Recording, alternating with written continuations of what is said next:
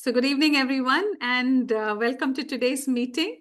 As you know, this is a series of webinars that has been organized by St. Christian Medical College, Vellore, in partnership with One Health Trust and our technical working group, which consists of many members who are online today. And thank you to Dr. Camilla, Dr. Anita, Dr. Murlidhar, Dr. Sagar, all of whom are online today.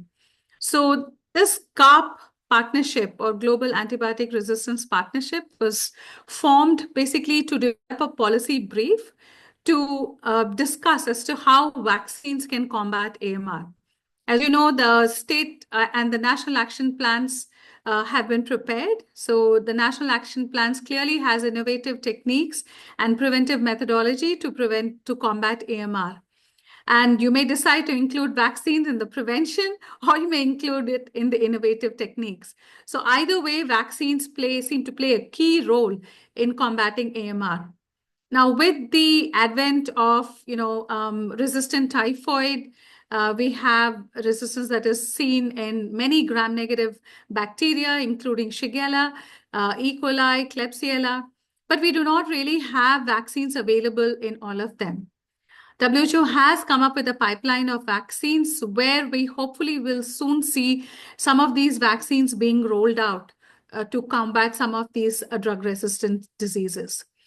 This webinar series has dwelt upon the impact of vaccines, and we have had wonderful speakers who've given of their expertise and their experience in dealing with this.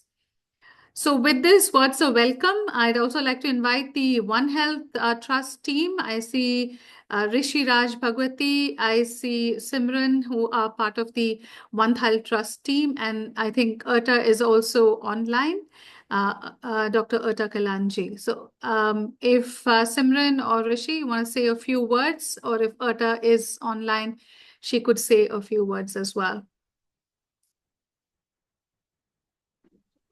Thank you, Dr. Priscilla. I think Urta might be on the walk right now. So quickly say hello and thank you to everyone for joining. As Dr. Priscilla has mentioned, the Global Antibiotic Resistance Partnership project is focusing this year on how vaccines can act as mitigating role in combating antimicrobial resistance.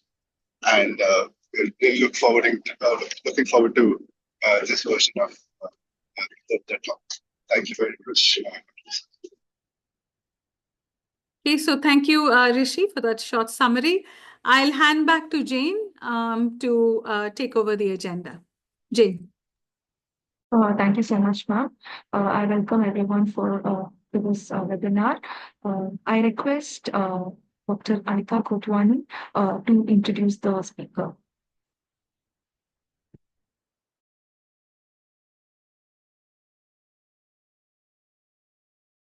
Dr. Anita, I think you're muted. If you don't mind unmuting, please. Yeah, thank you. Yeah, good evening and namaskar. It's my pleasure to introduce Dr. Kamini Walia, a senior scientist at the Division of Epidemiology and Communicable Disease, Indian Council of Medical Research, that is ICMR, New Delhi. Dr. Walia is currently leading the Antimicrobial Resistance Initiative of ICMR, which focuses on various aspects of AMR, including surveillance, antimicrobial stewardship, and One Health aspect. Dr. Walia has extensive experience working in infectious diseases, including HIV/AIDS program and health technologies, including vaccines and diagnostic. She has also spent 2 years in PATH as Director, Research and Development. Dr. Walia received her PhD degree from the Postgraduate Institute of Medical Education and Research and did a Master's in Public Health from Johns Hopkins.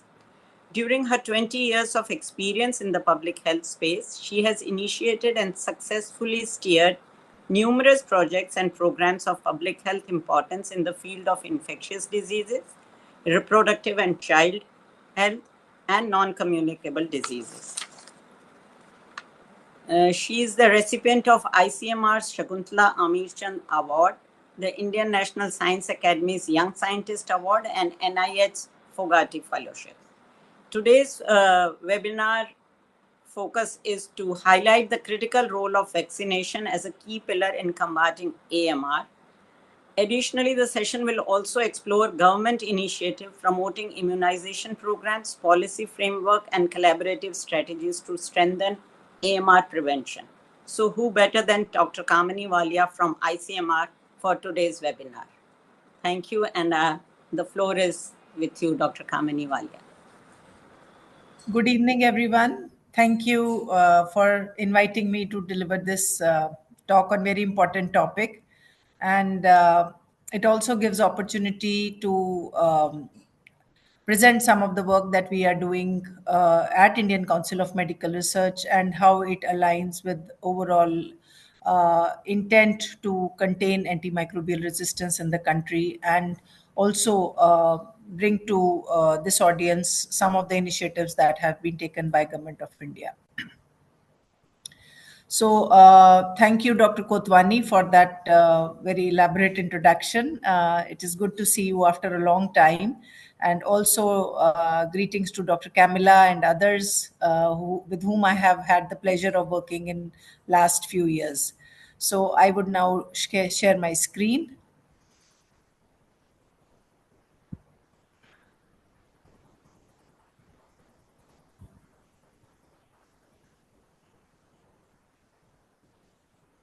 Please let me know if you are able to see the slides in the presentation mode. Yes, we are. Please go ahead. Okay. So I don't need to introduce the importance of antimicrobial resistance to this audience. I'm sure all of you understand that antimicrobial resistance now is one of the most dominant public health threats, and it is also very challenging to deal with this problem. It is projected that the deaths due to antimicrobial resistance may increase to 10 million each year by 2050. And in 2019 itself, almost 4.7 million deaths were associated with bacterial AMR, and 1.14 million deaths were directly attributable to antimicrobial resistance. On an economic side, it leads to reduction of 1.1% of gross domestic product. Losses exceed US 1 trillion annually after 2030. Countries like Russia, China, and India deal with more than 40% of the infections which are caused by drug-resistant bacteria.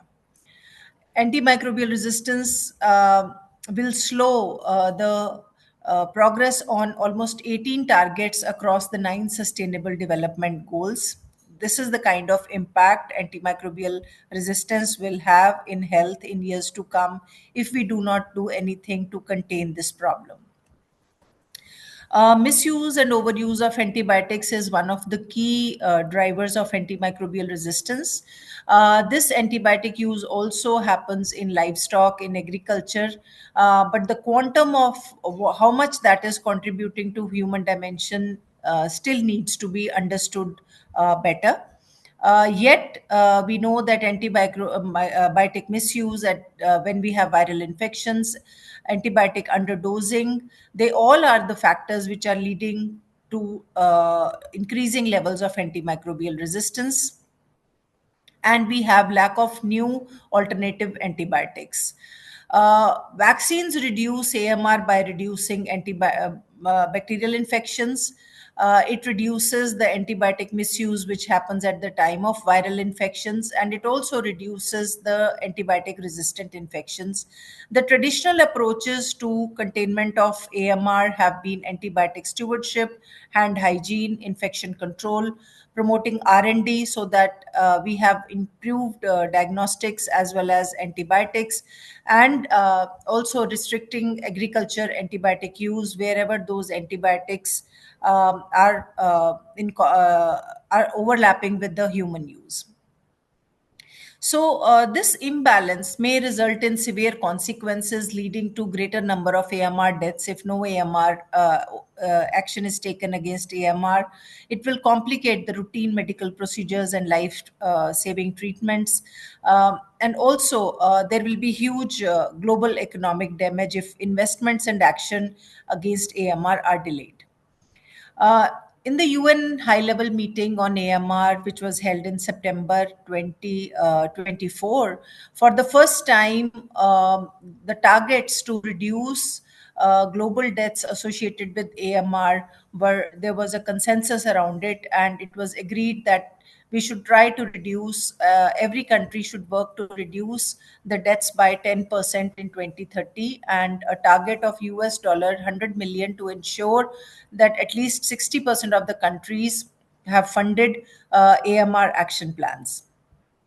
There was a push to boost R&D for vaccines, diagnostics, antibiotics, driving solutions through innovative financing, integrating AMR research into national action plans, acknowledging private sector's role, promoting global solidarity, and the mandate to establish an independent global science panel to evaluate on AMR. But all this is going to require political will, funding, accountability, and the targets which the UNHLM had given us.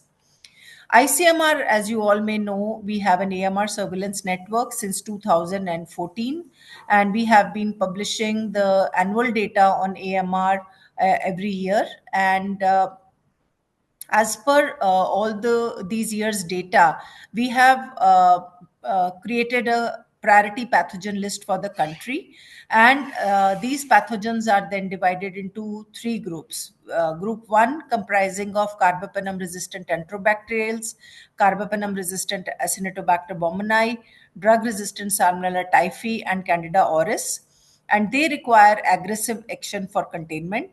The ESBL producing enterobacterials, multi-drug resistant Pseudomonas aeruginosa, vancomycin resistant enterococci, azole resistant Candida, which require sustained action, and the pathogens which require continuous monitoring and prevention efforts are methicillin resistant Staph aureus, azole resistant Aspergillus fumigatus, amphotericin B resistant Aspergillus flavus, drug resistant Strenotrophomonas Maltophila, and colistin resistant enterobacterials and Acinetobacter species. Gram-negative pathogens continue to remain cause the large chunk of drug-resistant infections, especially Escherichia coli, Klebsiella pneumoniae, Pseudomonas aeruginosa, Acinetobacter baumannii. They cause a large proportion of drug-resistant infections in the data that ICMR collects through tertiary care hospitals. Now, what we are seeing is that multiple mechanisms of resistance are present in these pathogens. For example, E. coli has mainly NDMs and PBP3 inserts. Klebsiella pneumoniae has OXA48, NDM plus OXA48. And all these patients, because there is high resistance to imipenem as well as the drugs like piperacillin tazobactam, it leaves very few therapeutic alternatives, and every alternative patient in ICU requires polymyxin. Similarly, for Pseudomonas aeruginosa and Acinetobacter baumannii, Acinetobacter baumannii has very high levels of resistance to all the drugs like meropenem, imipenem, and ceftazidime.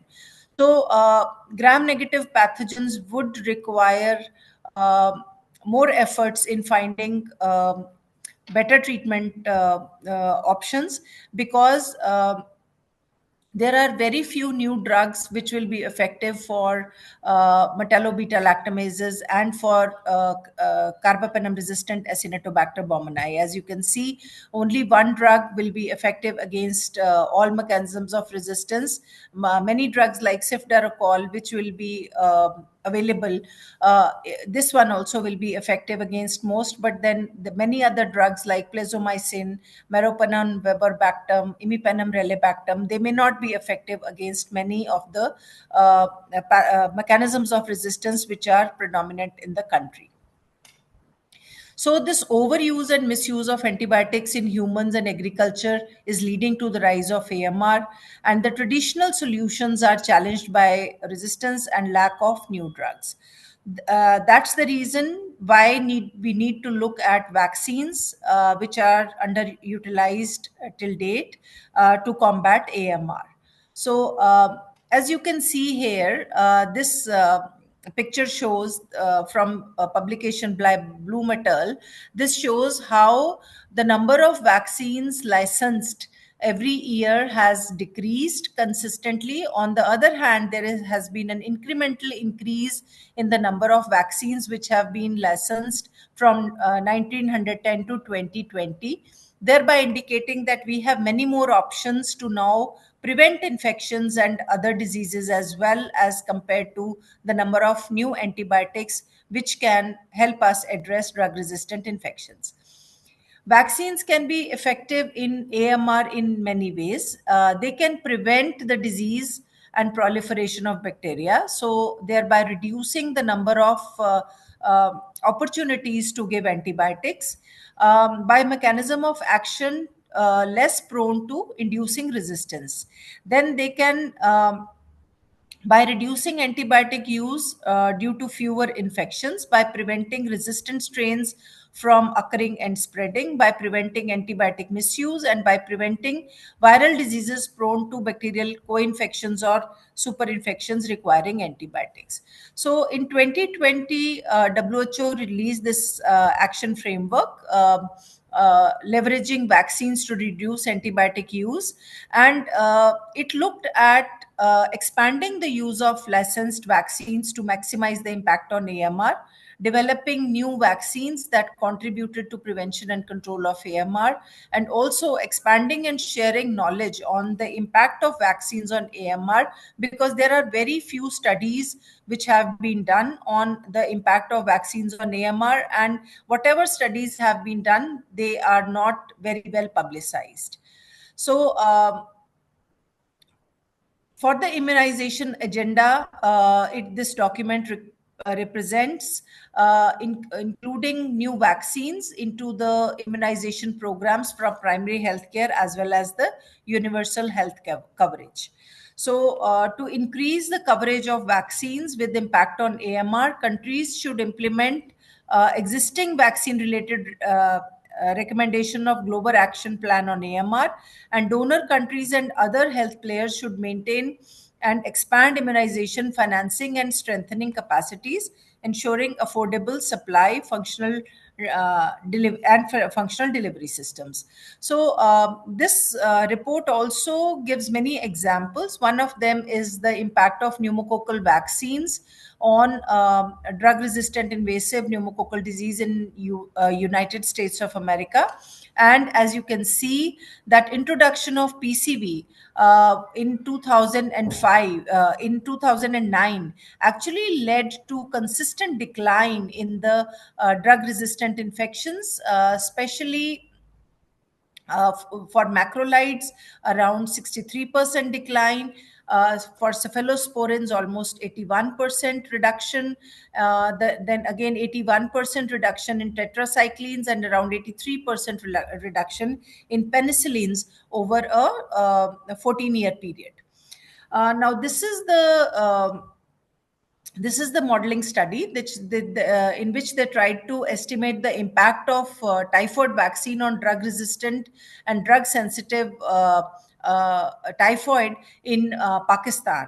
And it was estimated that without vaccination, the country will have almost 3.6 million cases of typhoid, and out of which the drug-resistant will be around 2.6 million. If the vaccine is introduced, it can be reduced to almost 1.2 million infections can be averted over a period of 10 years, and almost 8.95 million cases. The number of these drug-resistant typhoid cases will be averted after the vaccine introduction. So this document recommends including all these vaccines in the program, and most of these vaccines have been currently included in the India's expanded program for immunization, except the PCV and TCV, which I will be discussing in my next few slides. So PCV, basically the WHO's recommendation is to immunize all children. Global coverage is at around 47% in 2018. WHO target coverage is 90% nationally, 80% at the district level. It reduces the resistant and non-resistant pneumococcal disease and reduces antibiotic use in children. This is TCV, next typhoid conjugate vaccine, is most important. Many countries, including India, are endemic for the disease. It is recommended to immunize children 9 months and older, and access to be prioritized in the settings with high endemicity. Modeling suggests that vaccine use will proportionally reduce incidence of resistant and non-resistant typhoid, including the number of chronic carriers. Hib vaccine is already included in the program. In India, all children through routine immunization are vaccinated. Global coverage is around 72%. WHO recommended coverage is 90% nationally and 80% at the district level. And it reduces resistant and non-resistant hip disease and may have reduced overall proportion of resistant strains. Similarly, influenza vaccines recommended for all pregnant women, children 6 to 59 months, adults greater than 65 years, people with chronic medical condition, not currently being given in India. The global coverage is not known, and WHO target varies according to the group. This has a considerable advantage of reducing antibiotic use in many populations, which has been documented. Similarly, rotavirus vaccine, which is part of the Indian vaccination program, all children through routine immunization, it is recommended, it can be given. Global coverage around 35%, 90% nationally recommended, 80% at the district level. It greatly reduces antibiotic use, but no confirmatory data is available. Measles vaccine, this is very important and very much in the news these days after the outbreak in US, what we are seeing, and many other countries. The global coverage is around 69%, and it also reduces antibiotic use against secondary bacterial infections. Now, this is the vaccine development pipeline.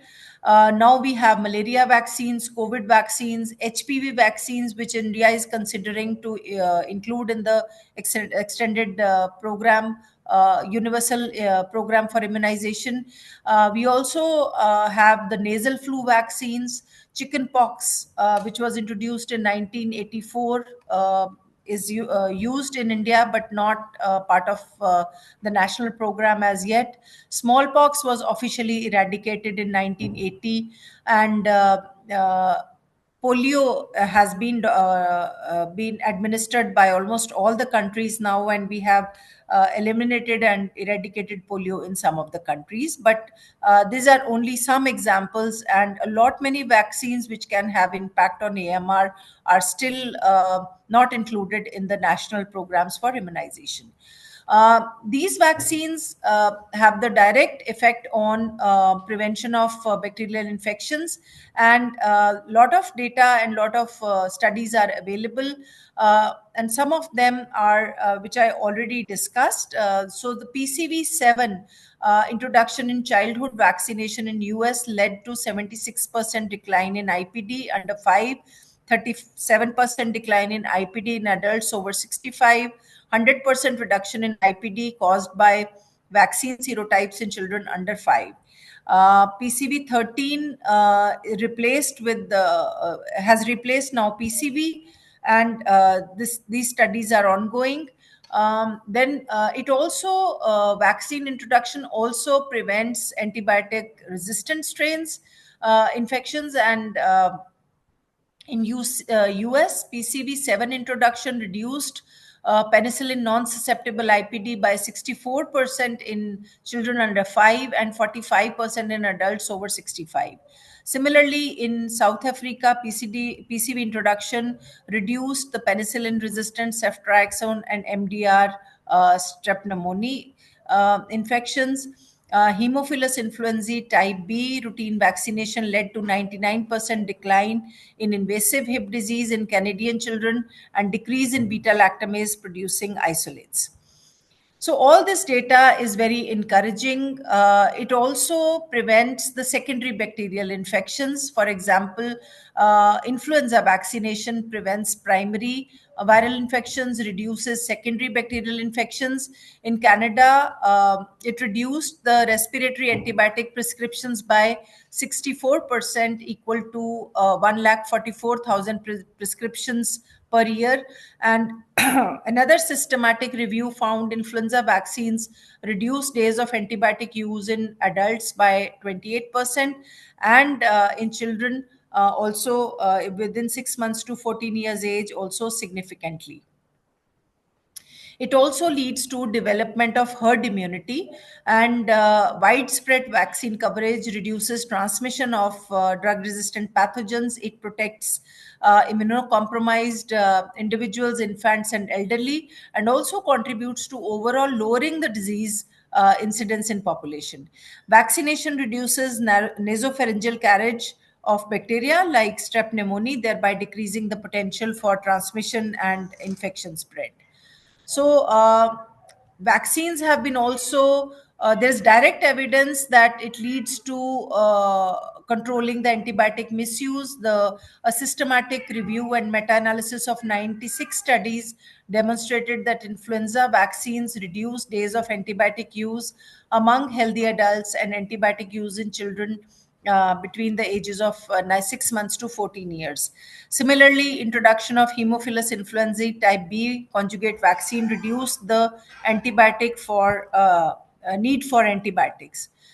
So WHO action plan on AMR has recommends that under objective 3 to reduce infection incidence through hygiene, sanitation, and vaccination. In objective 5, it recommends promoting investment in vaccines and other health technologies, and it also urges the member states to include vaccination in their national action plans.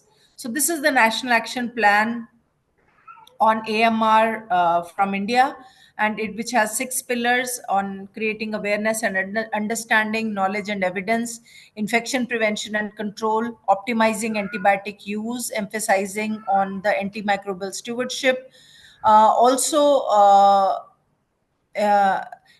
focusing on increasing investment in innovation and R&D, and decentralizing the leadership and having more national and the state level stake in terms of providing leadership on the AMR action plans.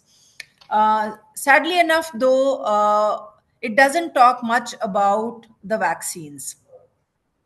Except mentioning it in few places, optimize the use of antimicrobial agents in all sectors, promote the measures for health improvement and service delivery, develop strategies to improve efficacy and broaden the coverage of existing vaccines. This is one of the sub-objectives under strategic priority 4, and promote investments of AMR activities and research innovation, review the need for new medicines, vaccines, and diagnostics, develop and implement strategy plan to promote and fast track research for innovation to tackle AMR. But there is no independent plan under the National Action Plan on how the vaccines should be positioned for AMR prevention or containment in India. India is making efforts to increase the vaccination coverage, such as by national vaccine plans. This is often not linked to AMR action plans. India is supporting vaccine and R&D related to AMR, vaccine R&D relevant to AMR, and also monitoring vaccination impact on antimicrobial resistance. Now, this is the flow chart of milestones achieved in the immunization program of India. We launched the universal immunization program in 1980s, and after that there have been consistent and incremental progress in the polio vaccination. This was something which was taken up at the national level, and we have seen how we have eliminated polio. This was followed by the inclusion for pediatric JE vaccine, which was first introduced, then measles vaccine, hepatitis B vaccines. All these were introduced in the country. Also, the introduction of pentavalent vaccine, where ICMR also played a critical role. This was followed by the launch of Mission Indradhanush, introduction of rubella JE vaccine, and India certified polio free in 2014. Also, India validated for maternal neonatal tetanus elimination, introduction of inactivated polio vaccines, the launch of rotavirus vaccine in 2016 was very eventful, because it was this vaccine was innovated in India under leadership of Dr. Bhan, and also then we had the launch of intensified Indradhanush mission, also withdrawal of BOPV and the routine use of OPV. So all these strides have been taken within the country, and we saw one of the most successful adult immunization program, where large number of Indians were actually immunized with the COVID vaccine. And with the introduction of COVID vaccine as a part of adult immunization program, in fact, it was something that started, that initiated the adult immunization program in India, which never existed. So if we look at all the vaccines which are currently available in our country, we have BCG polio vaccines, which are part of UIP, diphtheria, tetanus, pertussis, pneumococcal conjugate vaccine, hepatitis B, Haemophilus influenza, type B, rotavirus, measles, influenza, and JE in selected districts with high disease burden. And then other vaccines which are available are the typhoid vaccines, which are the VS polysaccharide conjugated vaccines. Then chickenpox is available, cholera vaccines, and meningococcal vaccine. So adult programs which vaccines which are recommended are TD, DPT, MMR, influenza, PCV, HPV, and the zoster vaccine.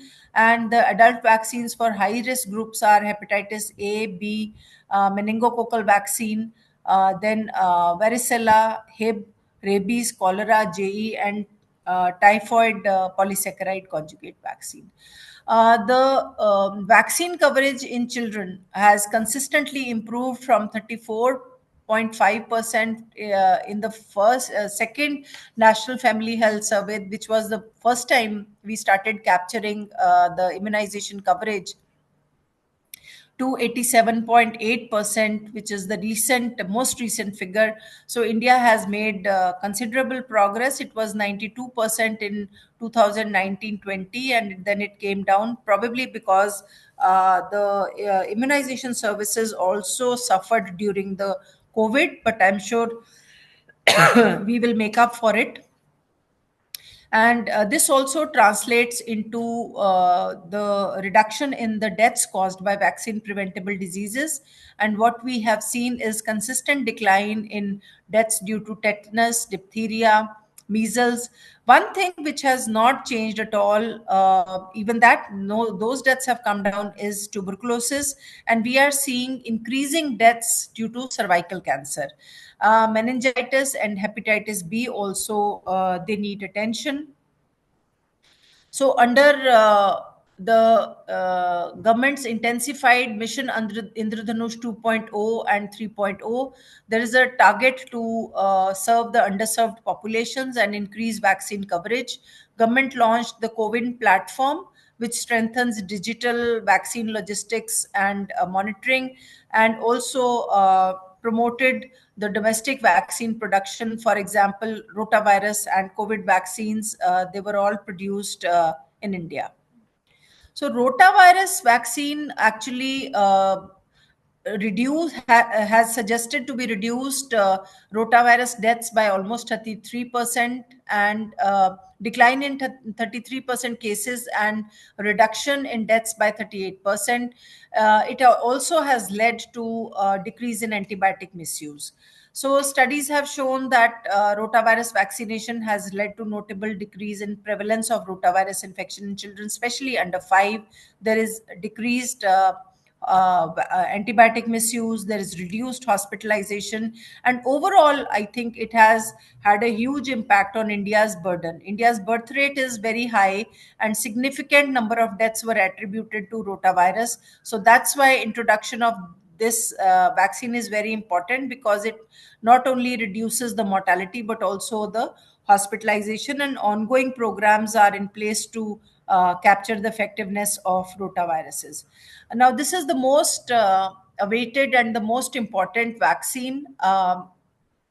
Lot of research has been done in India around this vaccine, especially by CMC Vellore, and we are eagerly awaiting introduction of this vaccine in the national program. This has demonstrated very high efficacy in the randomized controlled trials, protections almost from 79 to 85%. Minimum side effects, very immunogenic, and integrating this into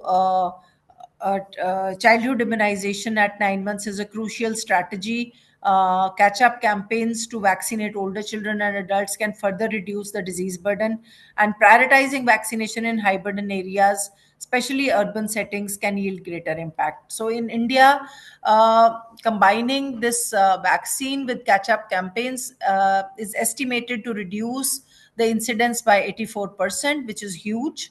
Urban areas, they will introduce, they have been found, it is suggested that more reduction can happen when we introduce in the urban areas, 70 to 36%, depending upon duration of protection, while TCP can reduce the burden in rural areas as well, but the impact may not be as good as compared to urban areas. And the cost savings are going to be huge. There is going to be an incremental cost of TCV vaccination, which is relatively low as compared to health benefits, and it will definitely have an impact on antimicrobial resistance. So the way AMR rates are increasing, and with no new drugs in horizon that cover all the mechanisms of resistance for all the bugs, there is need to reduce antimicrobial consumption. COVID-19 saw a very successful adult immunization program. Large number of vaccines are available in India which have the potential to impact AMR, and we need to utilize this opportunity to add more vaccines to AMR containment. So in line with this, ICMR has started one study, which is evolution of effect of influenza and pneumococcal vaccination on mortality and hospitalization in the elderly population. This is a open randomized controlled trial. There are 4 enrollment sites. We will be enrolling 60 years and above population, and we will be giving them pneumococcal and the influenza vaccines, and we will be monitoring them for 2 years for composite outcome of hospitalization of death due to any cause.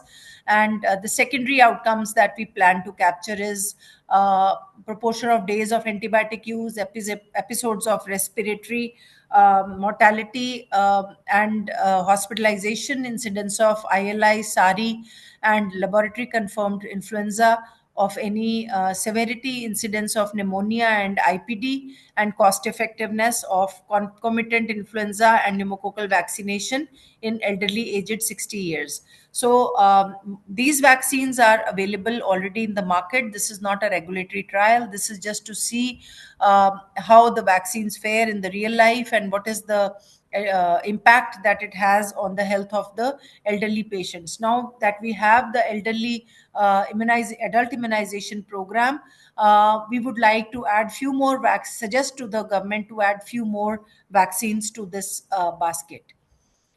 So, but we definitely need, there's a lot of data while we were doing background evaluation for these vaccines, what kind of studies have been done in India, we found that there is need for data that links vaccine coverage with resistance trends. That kind of data is still not readily available. We need to focus on developing more vaccines. If we can have vaccines against major AMR pathogens, Klebsiella, E. coli, Acinetobacter, that will be really helpful in reducing the number of infections that we are seeing with these bugs. Gates Foundation is developing ClebNet, which is consolidating information from all over the globe, which can actually lead to better consensus on what kind of vaccine candidates will fulfill our requirements. And there are inadequate cost effectiveness studies to capture the full value of vaccines in reducing AMR. So I will stop here. This is my last slide, and I'm happy to answer any questions that the audience may have. Thank you, ma'am, for the wonderful talk. Because it's a wonderful talk, because this is the way I think AMR way forward, because we know how difficult it is to convince people not to use antibiotic. And at the same time, we know to put it across to general practitioners and to the clinicians in university hospital and is a big challenge. So this sorts of overcomes all those challenges if you can successfully bring out vaccines. So I open up any questions in the chat box. So if anybody has any questions, please put it in the chat box. I can ask Dr. Kamini. Dr. Before- Muralidhar, with your permission, if I can just ask quickly one question while people are thinking. Yes, ma'am. Dr. Kamini, as usual, a fantastic talk, nicely taking us through the government initiatives and the impact that vaccination has already had on various diseases and literature. As you know, as you very rightly pointed out, most of our resistance is actually gram-negatives. And if you look at the WHO pipeline, a lot of them have been targeting Klebsiella and some aspects of E. coli, some pathogenic strains, but not really anything. So I was just wondering if government had, invested. I know you mentioned that the government was planning to invest in R&D, but anything towards specifically gram-negative infections where vaccines are not fully available commercially? This is a difficult question, Priscilla. And the reason is that most of these pathogens, we also have them as commensals, E. coli, Klebsiella pneumoniae. So that is why I think it will be very difficult to target the pathogens. We will be more, working towards targeting the particular antigens or some particular epitopes, which are unique to the pathogenic Klebsiella pneumoniae or pathogenic E. coli. So that's why I think the Gates Foundation, that they are working on this ClebNet, where they are trying to create a consolidated library of all the pathogens from all over the globe. And India is also participating, and we are initially it is targeting only for the neonatal sepsis, which is caused by Klebsiella pneumoniae and E. coli. But we will have to wait and watch how this initiative goes and how successful we are at really finding out exact markers against which these vaccines can be targeted. I think that should be the way forward for these vaccines. But on the whole, I think if we are able to find something which is common across all these pathogenic E. coli, Klebsiella pneumoniae, Acinetobacters. Acinetobacter is still, I would say, possible, but the other pathogens which we also have as commensals, that is something which is very, very challenging.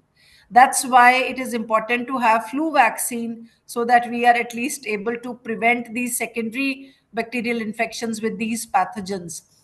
Flu vaccine is something which is readily available with us. Similarly, PCV. This is something that is available with us, which can prevent the pneumococcal vaccines, pneumococcal infections, and subsequent even secondary bacterial infections with other gram-negative bacteria. Any other Yes. expert? Dr. Camilla is there, or other experts who want to add to what I have said? Please go ahead. Ma'am, you have one more question. This is relating to data linking vaccines and AMR. So they're asking, what is the biggest limitation to achieve this in India? What do you feel is the biggest limitation? We haven't had those big studies in India, I think, and I mean, 10 years back, we weren't this worried about antimicrobial resistance. So even when we were undertaking these studies, we did not look at the direct impact of these vaccines on the drug resistance levels, how it reduces. That is why I think it is very important that we do this kind of studies that we have planned now. So we have been able to kind of build it in the study that we will be monitoring the antibiotic resistance levels also in these population as we follow them up for a period of 2 years. And the drug resistant part for pneumococcal, for example, will be done by Dr. Balaji in CMC Vellore. Similarly, I think whenever we are conducting such studies, we should be able to build this component of monitoring the drug resistant, the infections with drug resistant isolates, and building the cost effectiveness. It is you have so few experts who can do cost effectiveness studies. So that is what is actually holding us back from making recommendations to the government, because the government, when they are going to invest in any such program, this is what they want to know. Okay, so for every penny or a rupee spent on introduction of any particular intervention, whether it is diagnostic or whether it is vaccine, what is the what is the economic advantage of doing that? And that's, we need more data on that respect. That kind of data is required for example, for every medical devices, whether it is diagnostics or whether it is any other device or vaccines. So we need to build that particular component in all the vaccines when we plan such studies. Thank you, ma'am. Ma'am, there's a big question. I'll just read out. You have mentioned that NAP on AMR does not have an independent mitigation goals through vaccination. On the other hand, national vaccine policy does not acknowledge AMR reduction as its goal. So do you think there is a need for national immunization and AMR policies to speak to each other? Yes, of course. And if yes, what is a way to get them there? So can you invite same people for both the meetings? Invite same people for both the meetings. And no, we are trying to. And I think there is a good amount of acknowledgement of the fact that, we are not utilizing vaccines for AMR. Typhoid vaccine is very much in the pipeline for introduction in the UIP. But for now, the government is focusing on HPV vaccines. So once the HPV vaccine takes off, the next one in the line is the typhoid vaccine. So although National Action Plan briefly mentions, but there is there's not much focus on using vaccines that to an extent is also because ICMR also started looking at it very recently. I think we had the first meeting looking at this in 2022 or 2023. And it was the fallout of that meeting that we have started this study where we are planning to look at the impact of pneumococcal and flu vaccines on hospitalization, mortality, and antibiotic use in the elderly patient. So we need more such studies to actually document what kind of impact vaccine introduction will have in our population, to influence government to invest in including more vaccines into the UAP, especially for adults. Camilla has one question. What about rollout of dengue vaccine? Which Madam wants to know, probably any progress is there on it. So I think the dengue phase 3 trial is going on in India.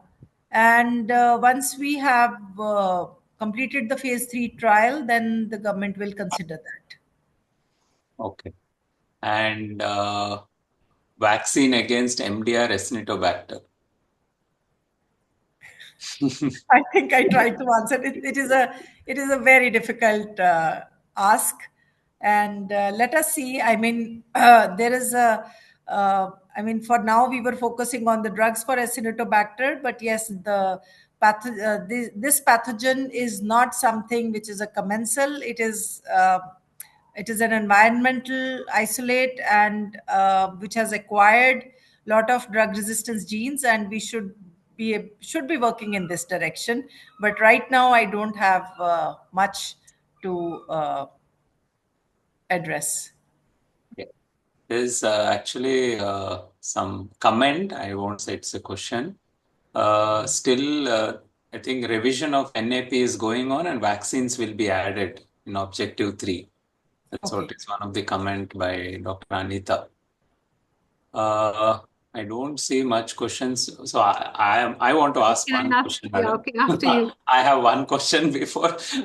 Ma'am, you go ahead, otherwise, no problem. I'll ask class. Press level, you can go ahead. No. So, sorry, Dr. Kamini, one question. So, I think your point was very valid that how do we separate out the virulent epitopes in, bacteria which are commensals? But I think we've done it successfully in Neisseria meningitidis. We have Yeah. good vaccines. So, it is a commensal of the throat. But even then, we've kind of been able to, get a good conjugate vaccine for Neisseria meningitidis. So I hope, I don't know if Dr. Camilla or anybody else can give us any other clues.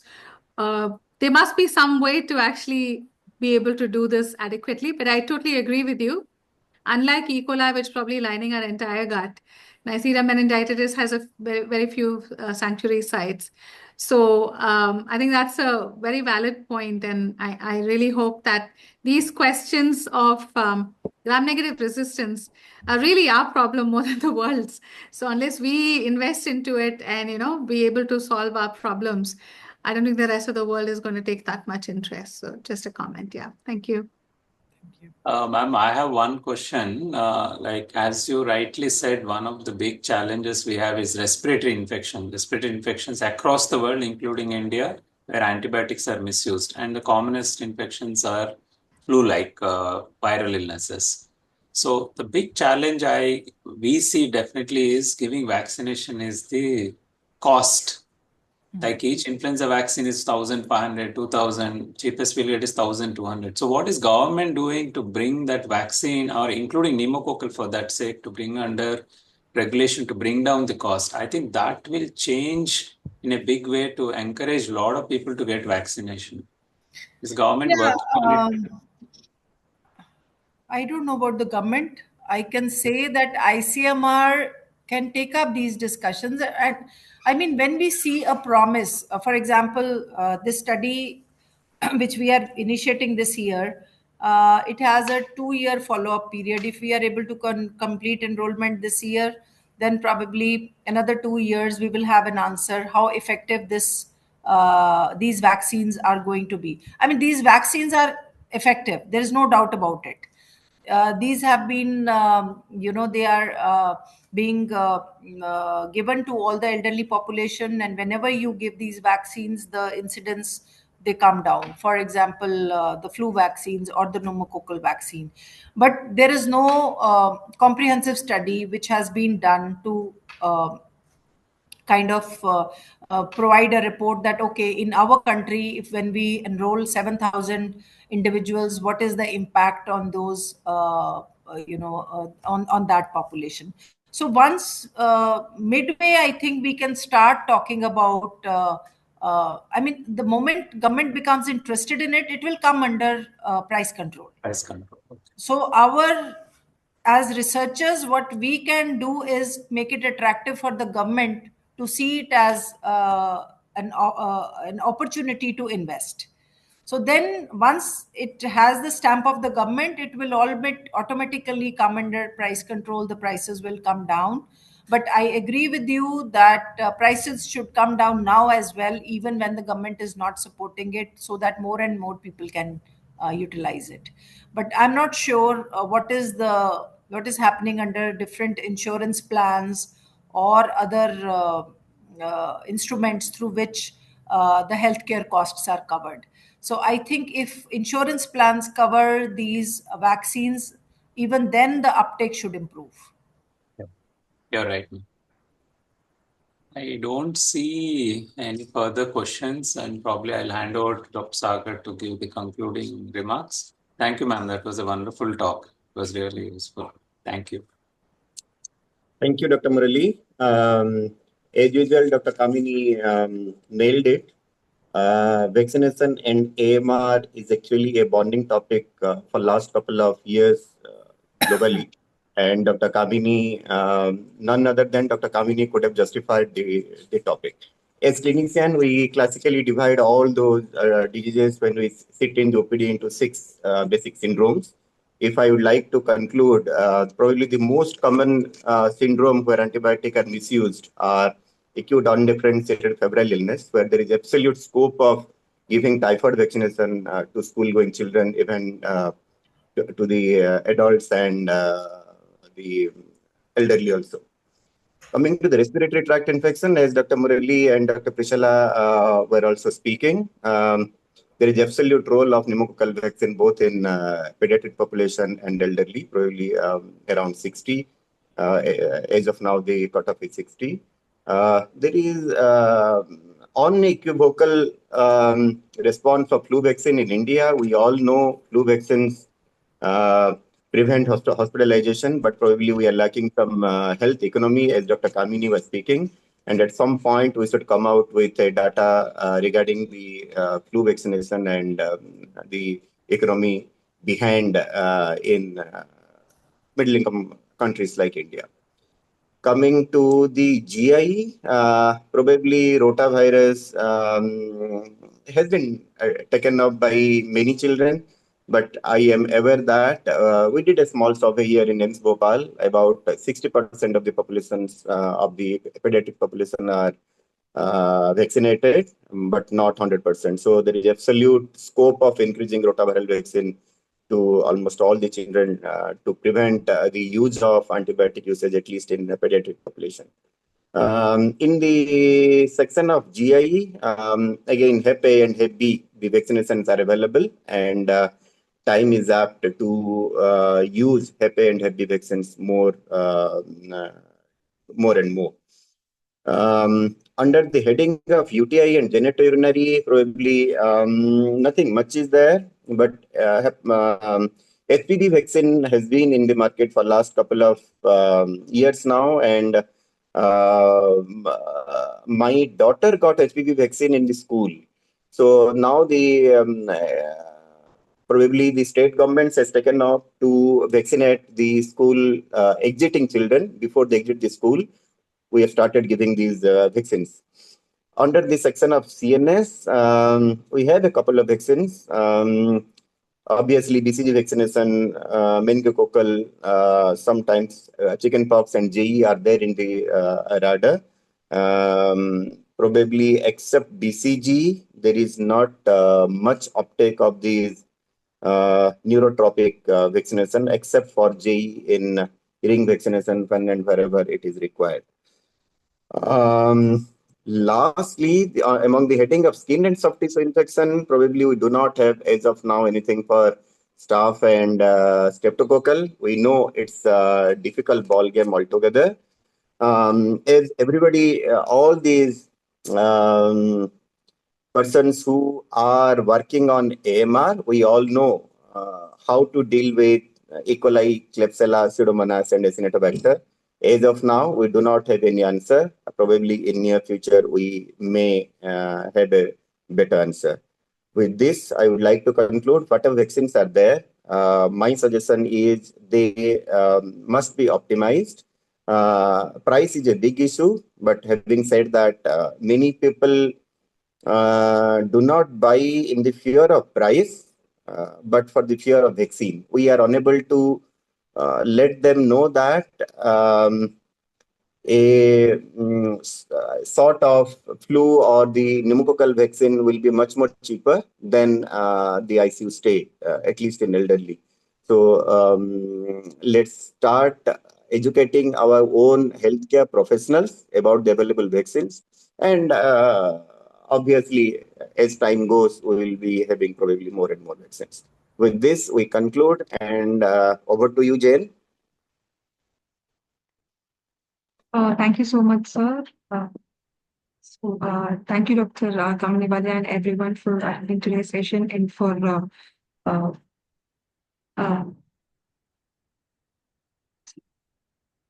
sorry, I have some internet Again, we're issues. losing you. Sorry, Bye. some internet issue. Sorry. Thank you for today's session and thank you everyone for joining. Any questions or comments if you have further, you can mail us. Thank you, ma'am. Thank you so much for your time and wonderful presentation. We have Thank you. lots to add in your policy brief. Thank you very much, Thank you. Dr. Walia and all the others, Dr. Kotwani, Dr. Sagar, and Dr. Muralidhar Verma. So we'll see you soon next month with another webinar as part of the CARP series. Thank you, everyone. Good night and happy Easter to those who celebrate Easter. Good night. Thank you. Thank you. Thank you, everyone. Thank you.